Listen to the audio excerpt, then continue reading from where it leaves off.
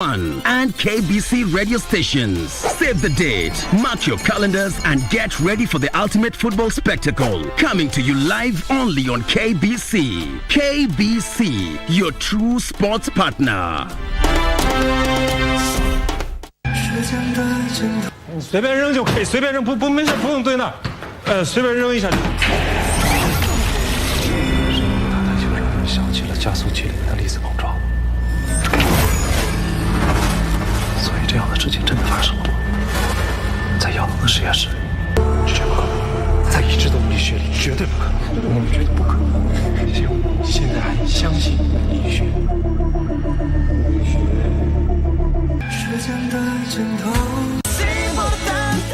I had noticed that your hormone levels were irregular, so I asked them to include the test. No, you had no right to do that series of tests. I didn't say anything when you threw her out. But now, I don't agree with you that she's not entitled to set foot in this house just because you say so. I'm pregnant! I've just found out. What's wrong, Marcel? I'm going to speak with my mom. I cannot have you around here any longer. Look, Mom, I am terribly sorry, but I'm going to have to ask you to leave right now.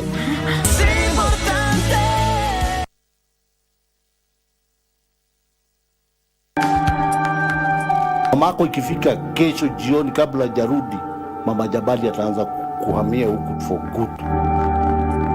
What is he doing there? Are you wounded? Pete is the only person that I trust right now. Why can't you tell me where you're heading to so that I may catch up with you later?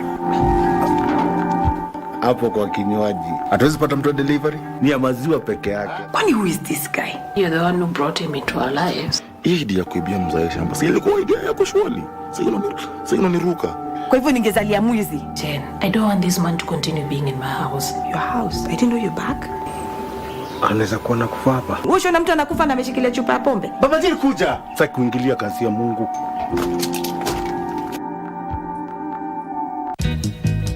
Can't you just keep the past in the past? For starters, your dad. He's trying to finish my family. I have to get ready. I'm going on a date. Who's the lucky guy? You may begin to address me as boss from now on. Oh. Why are you not in the office? She's not your boss. You shall do anything to get me fired. You know you're jealous of me because nimepata shares and you have none. You're on fire. Time is money.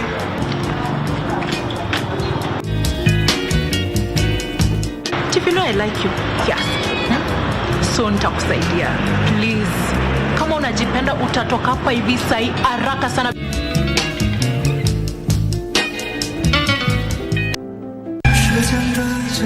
随便扔就可以，随便扔不没事，不用对那，随便扔一下就。就让人想起了加速器里面的粒子膨胀。所以这样的事情真的发生了吗？在亚龙的实验室里，绝不可能；在已知的物理学里，绝对不可能。我们觉得不可能。行，现在还相信医学。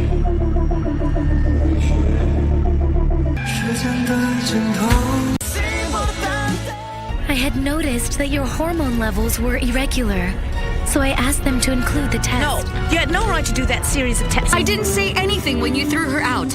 But now, I don't agree with you that she's not entitled to set foot in this house just because you say so. I'm pregnant! I've just found out. What's wrong, Marcel? I'm going to speak with my mom. I cannot have you around here any longer. Look, Mom, I am terribly sorry, but I'm going to have to ask you to leave right now.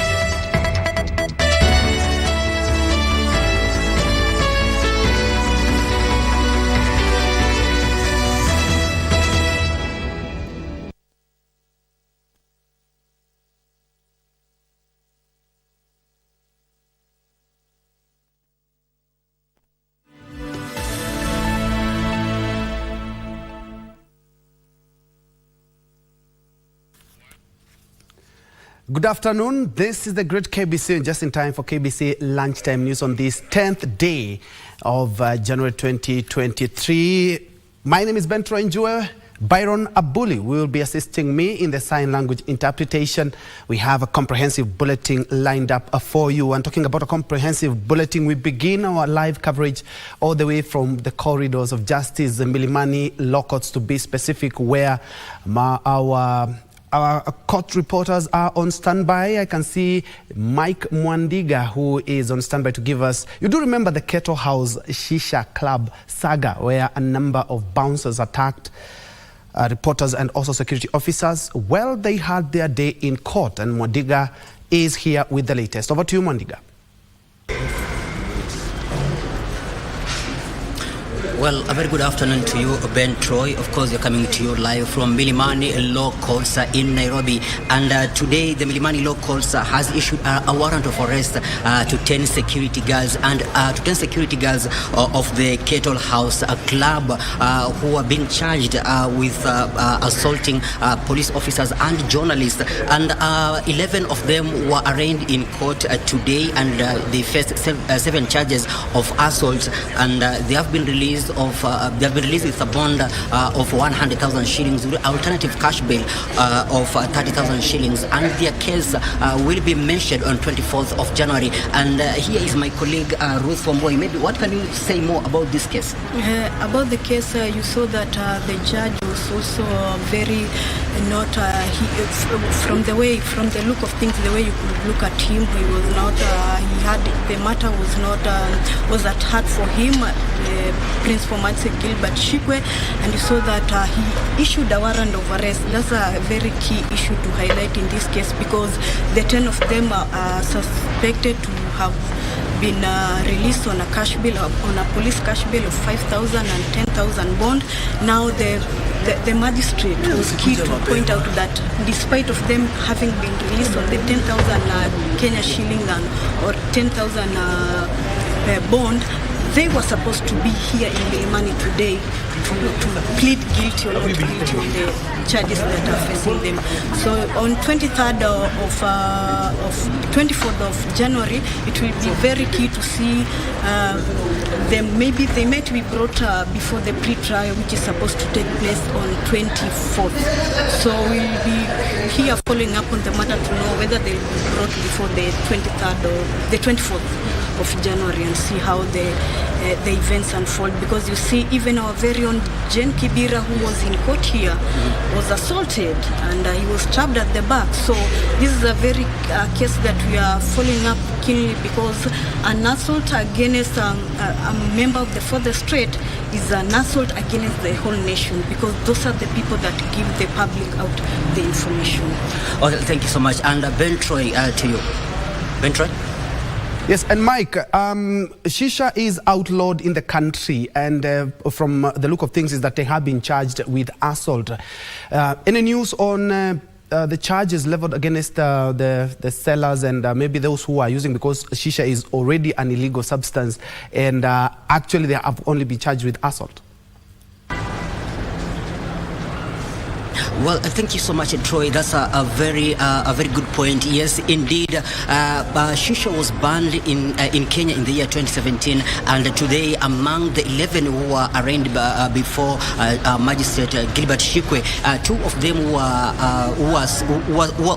selling Shisha. They have been released on a cash bail of 10,000 shillings. Troy, that's all we have from Milimani Law Courts. Okay. Thank you, Mike and Ruth. On that note, the Keto House Club saga in regards to the muscle men or the bouncers who were arrested and arraigned in court in regards to assault and the sale of Shisha, which was outlawed in the year 2017. More on that in our subsequent bulletin. But still on that security note, within the next 3 weeks, all bouncers, guards, that is bodyguards, event stewards, door supervisors, event security, VIP protection, close protection and crowd control security personnel are required to undergo security training in an institution accredited by the Private Security Regulatory Authority. Anyone found offering these services without being a holder of a valid training certificate or having been duly registered and licensed is liable to fines and imprisonment. The training is a prerequisite requirement for registration and licensing in accordance with the Private Security Regulation Act number 13 of the year 2016. You will see today, 21 of your colleagues are before the court of law. And we are charging them for very many other offenses. But one of the offenses is what? Operating without getting what? Registration under this law.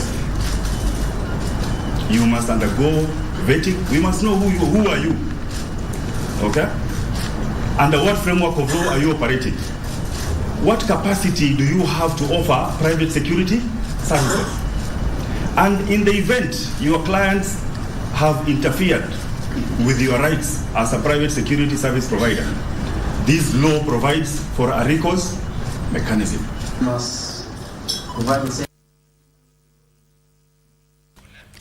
Let's now shift gears to the just released KCSE examination results, where students from Oruba Boys in Migori County are in shock after most of them scored a mean grade of D and E in the just released Kenya Certificate of Secondary Examination results. The students have disputed the results, terming them dubious, and now seek clarification to ascertain their authenticity. The school managed to attain 2 C- as the best score.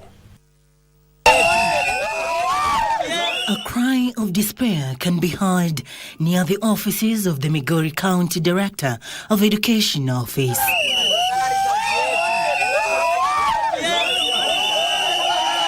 These are protests against shocking results scored by candidates from Oruba Boys in Migori County in the just released 2023 KCSE results. To their dismay, they did not find the Director of Education to air their disappointment, but a junior officer who instead advised them to seek out the Kenya National Examination Council. Efforts to reach their principal and deputy principal were thwarted as they were unreachable even on phone. Almost 75 candidates scored a mean grade of D. D. And in each and every exam that we have sat for, including internals and external, we haven't seen such a result. We haven't seen. In each and every exam, we must have what we call a curve in an exam, whereby we must have the top rank and the lower rank. You can find those people who have got quality grade and the lesser grade. But in Oruba Boys, it is a shock. This is totally a shock. We only want to prove that this is our result. We haven't seen such a result in Oruba. Exam ya Suna West. Tunajua pale tunafika. Ndio tumefanya. Matokeo nilitolewa jana ni kama si yetu. Hatujui hiyo results.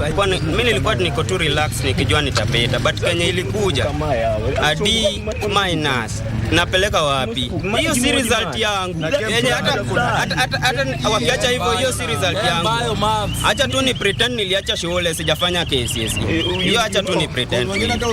The now almost hopeless and disappointed students now wonder who will give them a listening ear to authenticate the results they received. Serafina Nairobi for Lunchtime News. And still on education, we cross over to Machakos, where a program to sponsor vulnerable girls to complete their education has been launched in Machakos County. The program targets girls who have dropped out of school due to teenage pregnancies and are willing to continue with their education. It also targets vulnerable girls whose parents are unable to meet the school's financial requirements. At the Machakos Social Hall, 60 girls from different parts of Machakos County, eager to continue with their education, are gathered. They are part of a group that either dropped out of school as a result of teenage pregnancy or inability to meet school financial obligations. They are issued with checks to pay for their school fees. The County Member of Parliament, Kamene Kasimbi, says that she started receiving applications from the girls last year. Together with her team, they have been going door to door, encouraging them to give education another shot. Kupata mimba, wakapata watoto wamekuwa na wamekubali wanataka kuendelea na masomo. Na kwa sababu tunajua lazima at this age and time mtu awe na elimu, knowledge, ndio aendeleze future yake vizuri. katika hii ofisi tumesema tutakuwa tukiwasponsor. Target yetu ni kufikisha hata kama ni 200. She encouraged the girls to speak up against sexual abuse early to avoid falling prey to early pregnancies, among other vices. Na moral is within the people that you are with, na ni wale wa community, hata kwa makanisa. Wasije wakawaangalia ama wasikie wakisemelewa, huyu asikia aibu anavaa nini na amewacha ama ananyonyesha. No, let them give them that positive mindset, ili hawa wasichana wetu wote, hata vijana, wawe wanaweza kuenda. Hata kama alikuwa kwa drugs na amesimamisha, let us as a community be positive. Tusiwatenge. Nancy Okware, Lunchtime News. Elsewhere, 474 students who sat the Kenya Certificate of Secondary Education examination in 2023 at the Samoei Boys and Tachasis Girls Secondary Schools in Nandi County are yet to access their results 3 days after the announcement by Education CS Ezekiel Mashogu.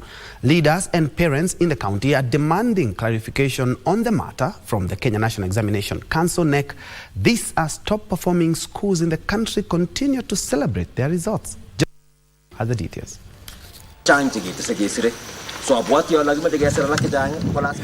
Anxiety has engulfed 292 students who were yet to receive their KCSE exam results despite sitting the exam at Samoei Boys School in Nandi County last year. And such is the case at Tachasis Girls Secondary School in Tinderet Constituency, where 182 students have not accessed their results. Parents are panicking. Everybody is panicking, especially in this sub-county of Nandi Hills. We want to have the results for Samoei Boys Secondary School. That's why we are here. With area leaders together with parents accusing Kenya National Examination Council (NEC) of doing nothing about the confusion. My call to the ministry is that you do not need to even have called for those 20 days or 21 days. What you should have been able to do is there was no hurry to release results without not being conscious of people and the suffering they would be going through. Meanwhile, teachers and parents continue to celebrate at Chemilil Sugar Academy after the school posted a mean grade of 9.89 in the KCSE exam. We are glad that at least for the past 3-4 years, this situation has been contained. And this, of course, has made us even feel more comfortable, even, far much better at home to struggle and focus so much on our core business, which is academics. In Narok County, more celebrations rented the air at Moi Naikara Secondary School, with 403 out of 412 students attaining requisite marks to join university. The school's board chairman, Stephen Kisotu, together with Principal Eric Wara, led the celebrations. At the same time, the once sleeping giant Narok Boys School rose from the slumber to post impressive results. The school's principal, David Kirui, however, criticized the use of MINSCO to gauge the performance. We want to thank God for these results because our candidate last year was the highest ever in the school. And we had a mean of 5.4. The pass rate of D+ and above is 82%. For Lunchtime News, I'm Joseph Wahungu. Elsewhere, at least 120 top needy students in Mombasa County who excelled in the last year's KCPE exams have benefited from a 10-year scholarship covering secondary and university education courtesy of a non-governmental organization. The students who received their scholarships are drawn from the less fortunate families and were identified through a partnership with teachers from public schools in Mombasa. So far, the organization has sponsored 1,000 children from underprivileged families to access education. Nashukuru sana kwa sababu alipata hiyo maksi 350 na sikuwa najua nitafanya vipi, lakini Mungu akanibariki na ninashukuru kwa sababu mtoto wangu amechukuliwa, atasoma kuanzia form 1 mpaka yani university. Hiyo ni furaha kubwa sana kwa mzazi kwa sababu sikuwa najua nitatoa wapi hizo school fees. I'm happy and honored to be awarded a scholarship of being an Atua Network fan. And for that the Atua Network have chose me to be one of their colleagues. To be one of their colleagues in our 2020, I'm really happy and excited. I know that everything that I want and the school that I want to go in, you know, they're going to pay for me, and anything I want, they're going to provide. I'm so happy today. This year we collected over 1,800 applications. We identify those students who have the best performance and the highest level of need.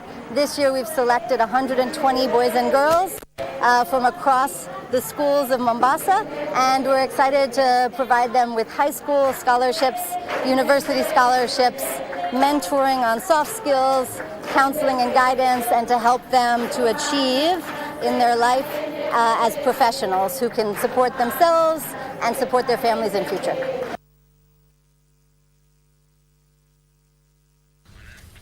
And moving on, parents have been urged to encourage their children to embrace technical and vocational education and training courses to equip them with the skills essential for both local and international job markets. Nakuru International College's Deputy Principal Stephen Kemeto emphasized the pivotal role of technical training in bolstering the country's economy. This as Nakuru International College's Administrator Wanjiro Muturi opposed the proposal to absorb TVET into polytechnics, arguing that the two offer different courses and operate at different levels.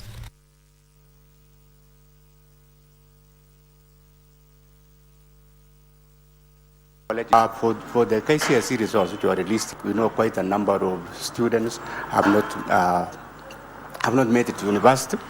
But I want to encourage those who did not make it to university that we have good courses for them. Employment has become a problem in this country. So we are trying to produce people who are job creators, the entrepreneurs. To be a good idea for the TVETs to be absorbed in polytechnics, because there are some students who will not have achieved the grades that are required by the polytechnics, and others, maybe the certificate, they might not be able to be absorbed. Where will those students go?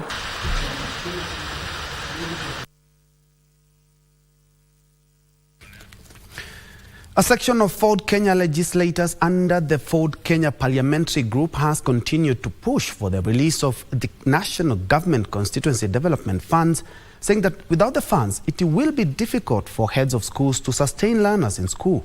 The MPs also say lack of funds will hinder the implementation of the junior secondary schools' infrastructural development. The MPs also, who mostly come from the Western Kenya region, at the same time want the government to fulfill the promises it made to the people of the Western region, including settling dues of Nzoia sugar farmers and completing stalled projects. Happy New Year.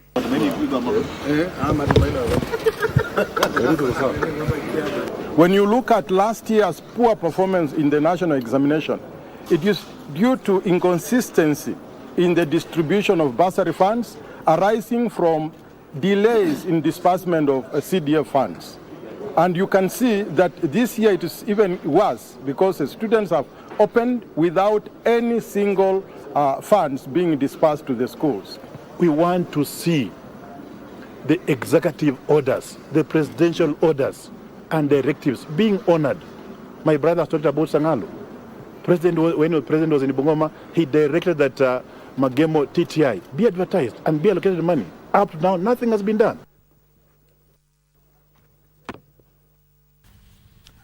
And away from the bulk of education, medical workers at the Port Victoria Sub-County Hospital in Budalangi constituency have called off their strike and promised to resume work immediately.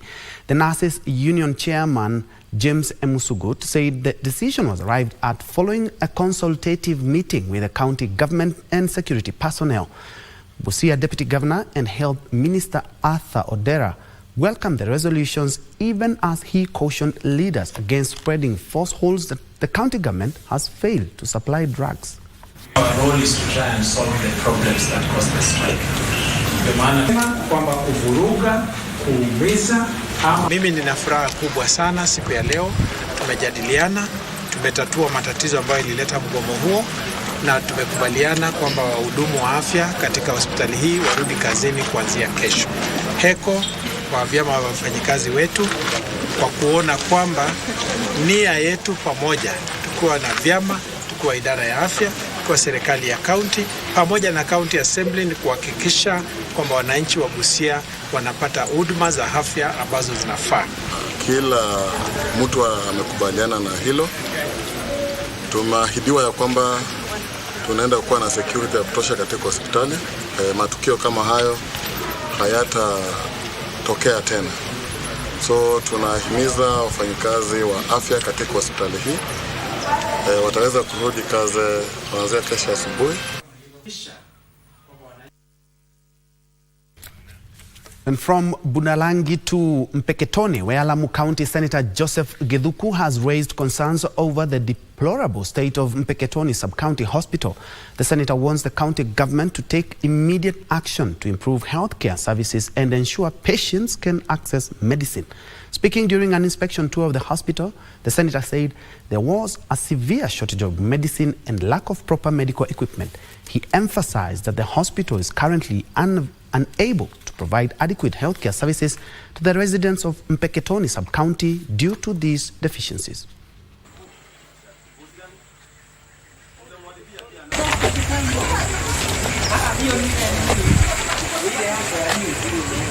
Hii hospitali kulingana na vitabu vyao wanasema kwamba iko level 4 hospital. Lakini ukweli wa mambo ni kwamba hii ni kama dispensary. Imeachiliwa, imeachwa hospitali ambayo ni kama mahame.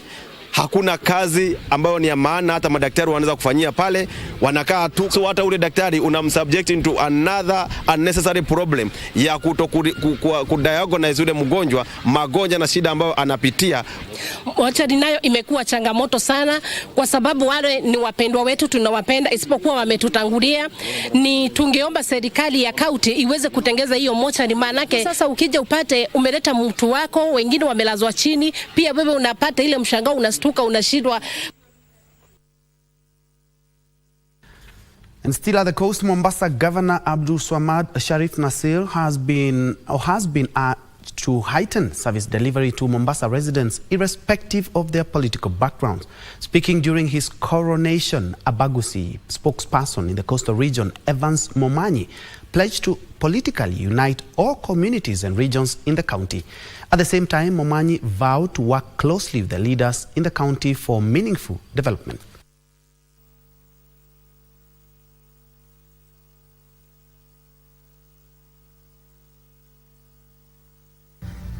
Ngao za Omogusi ndani na nje ya Mombasa.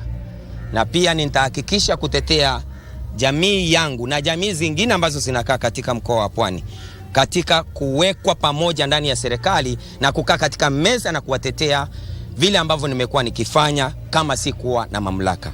Nitahakikisha kwamba jamii yangu nitailinda, na hapa wazee wamefanya kimila ya kintamaduni, kumaanisha kwamba kwa sasa nitafanya kazi kufuatilia wao na kuwauliza opinion advisory.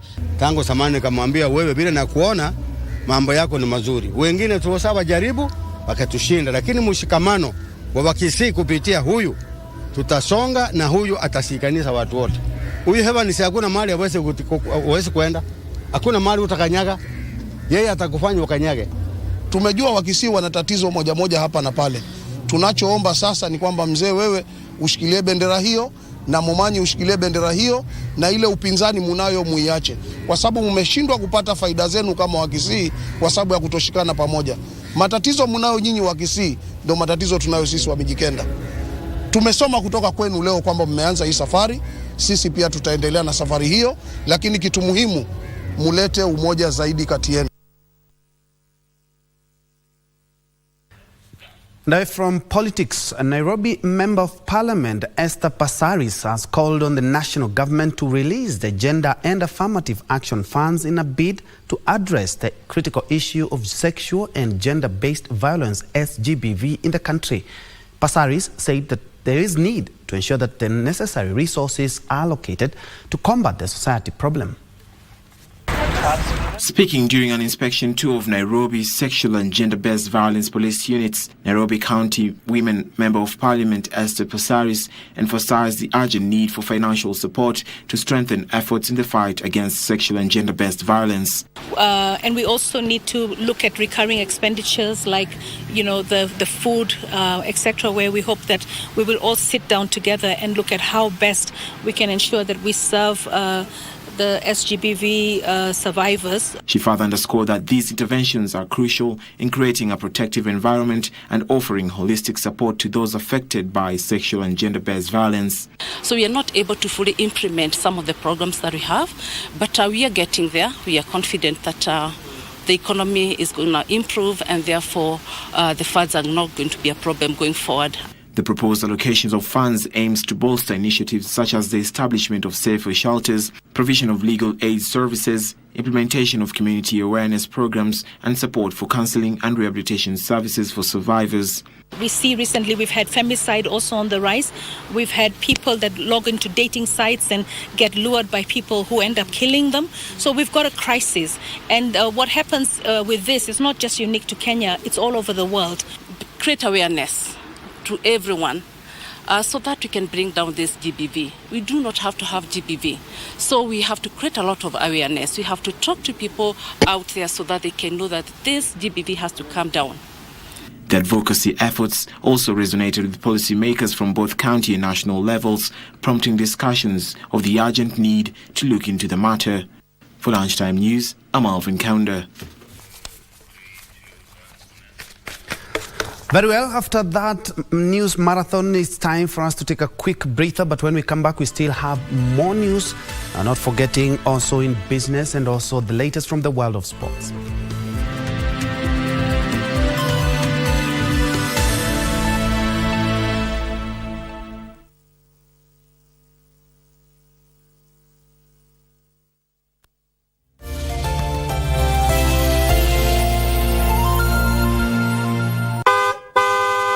Ukiwa dereva, usalama wa abiria uliowabeba uko mikononi mwako. Usiendeshe gari kama umechoka ama umelewa, na hakikisha unazingatia kasi iliyoidhinishwa. Usalama barabarani unaanza na wewe. Ujumbe huu unaletwa kwako na Kenya National Highways Authority. Quality Highways, better connections. Iko nayo. Iko na nini? Tukuli. Tukuli ni nini? Tukuli ya bachelor's boys whatever. Tukuli ndio hiyo mheshimiwa. Wewe ni mtoto. Mimi si mtoto. Unasoma hiyo shule? Sisomi kwa hiyo shule. Sasa utadropiwa wapi? Kwani nani achapo ndio hiyo? Wewe anakidnap mtoto, ana traumatize mtoto sababu ya pesa ngapi wewe? Na wakati wewe na kunyima pesa ndani ya nyumba, unasikianga namna gani? Nasikianga ni kama naweza kole tande na nitafute bwana mwingine.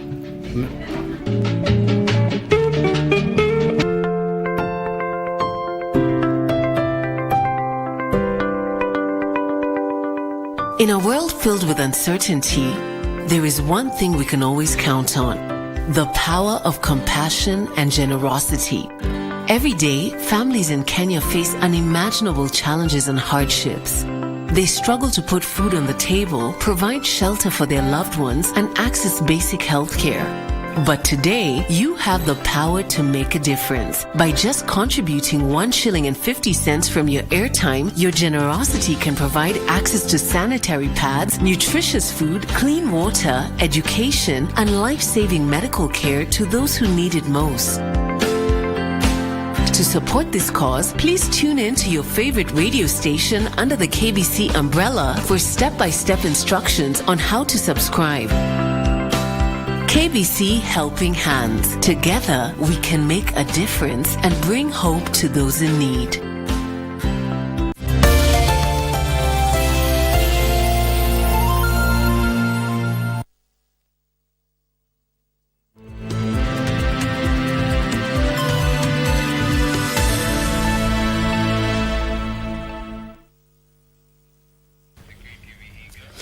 Welcome back, and many thanks for keeping it KBC. In other news, over 50 police officers from Luanda and Muhaya have been transferred and 2 suspended pending investigations into claims they were colluding with criminal gangs to terrorize residents.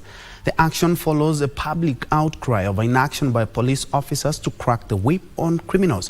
Luanda Member of Parliament Dickson Maungu led locals in demanding action against the police officers, even as he condemned the killings of boda riders and business people in Luanda and Emuhaya by criminal gangs.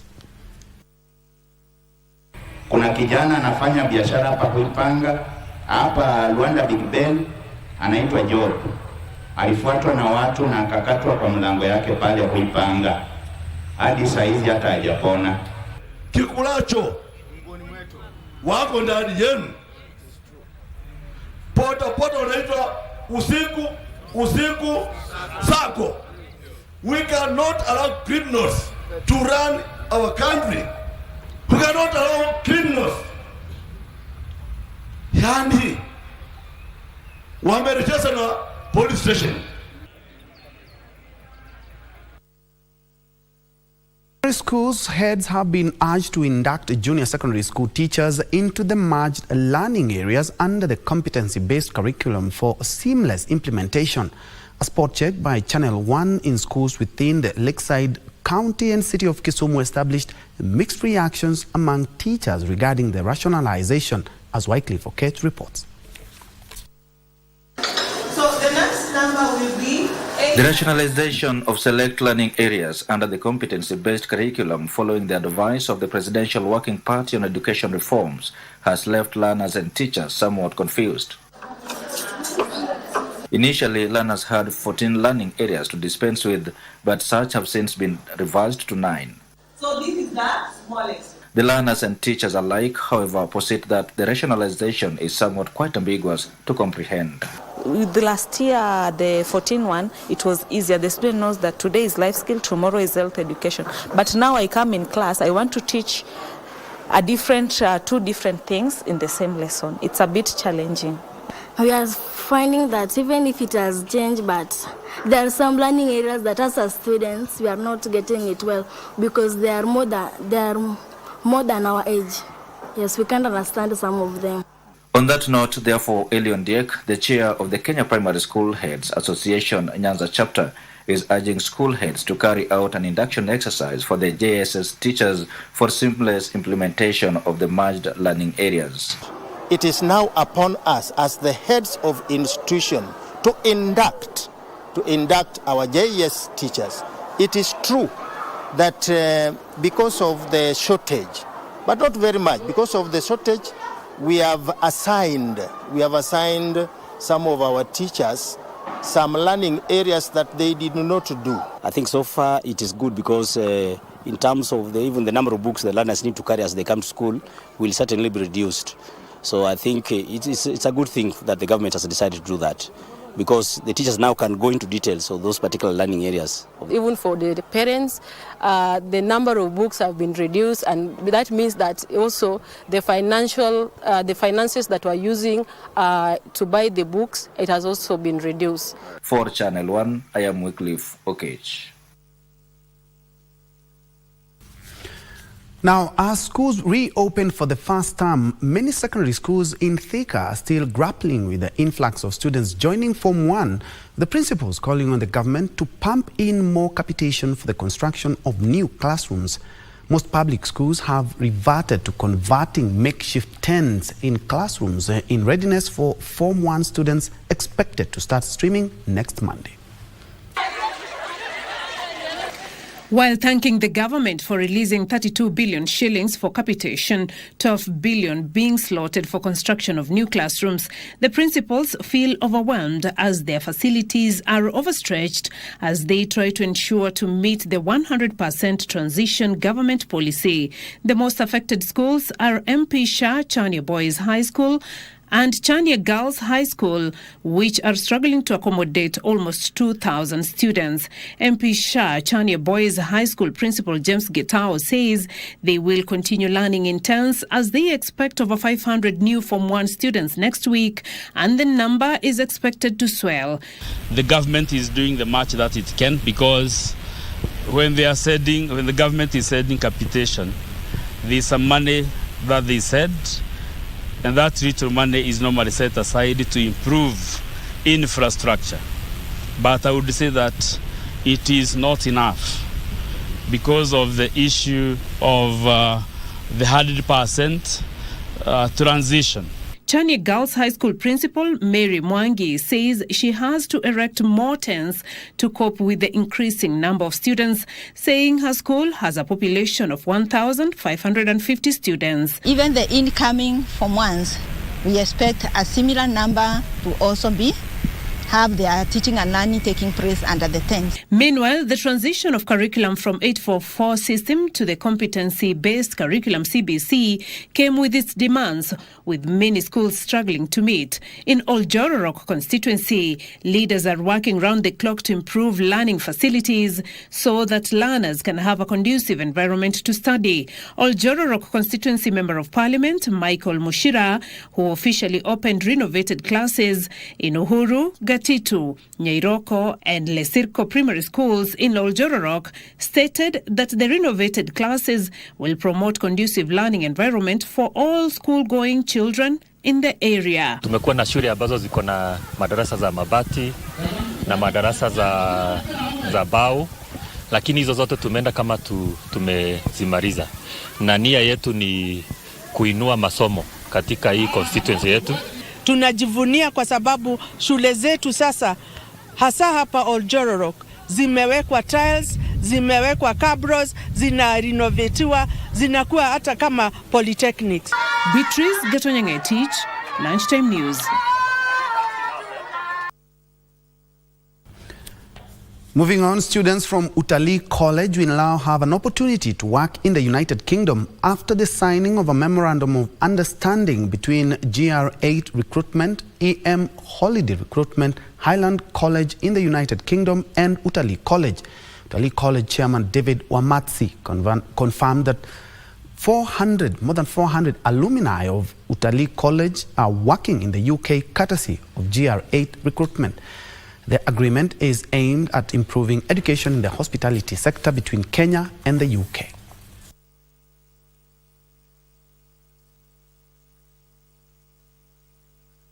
It's been 4 years of many of our alumni who found jobs in the Jersey Island. And for us as a college, we stand proud to see them blossom and also to be ambassadors of the college internationally. We focus on learning and innovation, digital learning, which is something we hope to share with Utalii College. I've been very, very impressed by the standards here and the holistic, high standards of education that the students have here, and the alumni that leave here and make a great impression on the island of Jersey and further afield in the UK.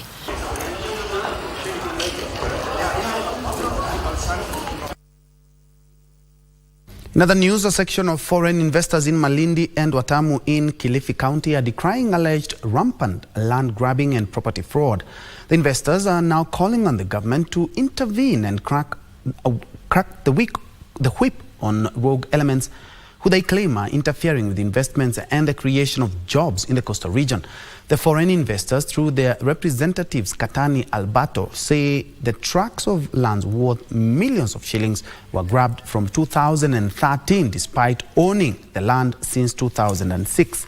The properties under contention include a 90-acre land parcel, a 120-room beach resort in Watamu, several plots in the same area, and a commercial center in Malindi.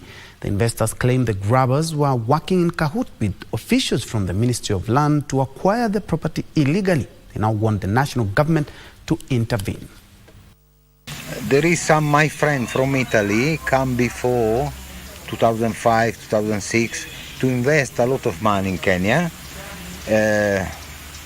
After now there is the problem because around all the properties is still for the shareholder is in the company together with my friend. Okay, I have the power attorney there for all the people. Okay, is Bresciani, Pusterla, Alimonti Marco. Is the group like the mafia che together go to steal plot around, go to steal property, sell million. Ecco. Now, retired Senior Sergeant Teresia Habin was among the first few women to join the military from Lamu in the 1980s. She is best remembered for presenting a popular radio program, Salamu za Majeshi, on VOK, now KBC, Salamu za Majeshi. She graces this week's edition of Military Tales.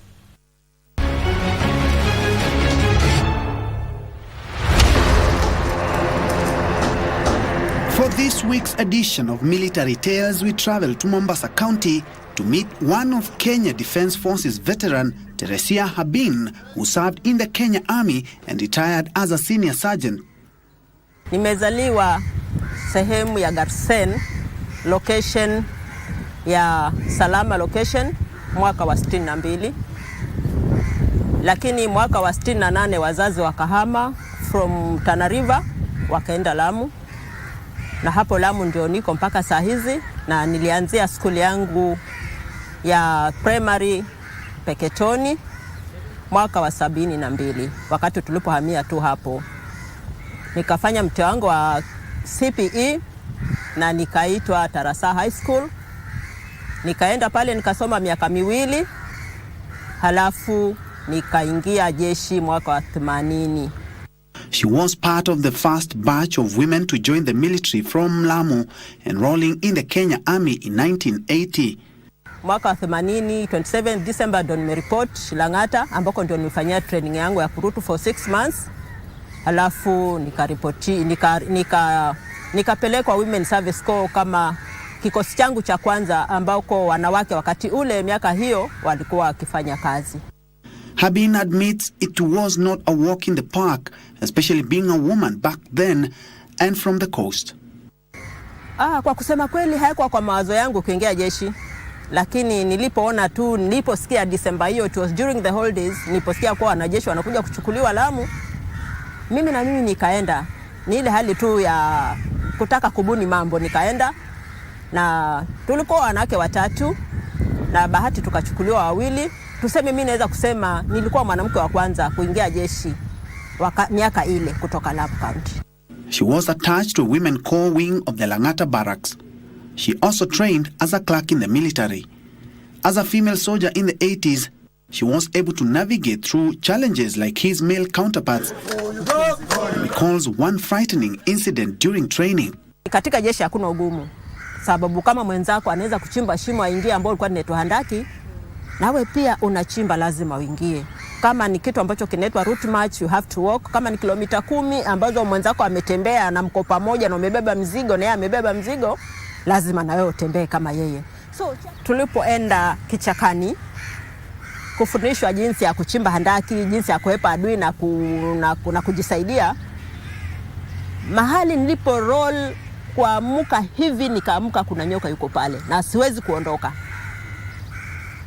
Asa ilikuwa ni pale nipige yowe nije nisaidiwe na instructor na hairuhusiwi. Hiyo ndio ilikuwa kitu ambacho kidogo kilinichanganya, lakini nashukuru Mungu hata ile nyoka haiko niuma na ile nyoka ikaja ikasaidiwa ikauawa pale, na alikuwa nyoka mkubwa. In 1982, during the botched coup, her women corps unit was on standby to quell the violence that was within the city. Tukaambiwa tuamke haraka sana na tukaamka. Na nilipoamka kulikuwa na mabunduki mengi, kulikuwa na vita vinaendelea, lakini ilikuwa tuelewi ni nini. Tukaenda tukaambiwa tuvae uniform, tukaenda mahali panaitwa Parade Square hapo tu ndani. Tukaelezwa kuwa serikali imechukuliwa na majeshi na tutulie. Sisi kama Women Service Corps wale waliopindua hakuturuhusu tutoke pale ndani ya kambi. Tulikaa tu mahali tulipokuwa. So wale tuliokuwa nao wakubwa zetu wakatuambia tutulie tungoje kitakacho endelea. Later on in 1989, Teresia would be the first woman presenter of the famous Salamu za Majeshi radio program in the then VOK, now KBC, where she also rubbed shoulders with media veterans like Leonard Mambo Mbotela. 1989, jeshi waliona ni vizuri niende. Kulikuwa na mwenzangu ambaye alikuwa anafanya Salamu za Majeshi, alikuwa anaitwa Sid Joseph na mzee Mwangemi, na wote walikuwa natoka jeshi na wakasema hii nafasi tabaki bila mtu. So wakanichukua na wakanambia niende. By then it was VOK.